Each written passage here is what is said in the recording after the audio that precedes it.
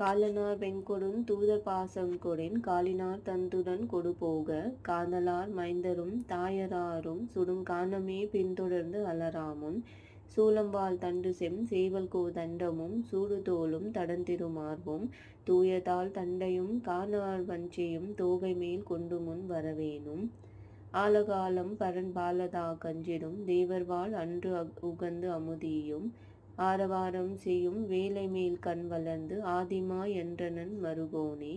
சாலிசேர் சங்கினம் வாவிசூழ் பங்கயம் சாரலார் செந்திலம் பதிவாழ்வே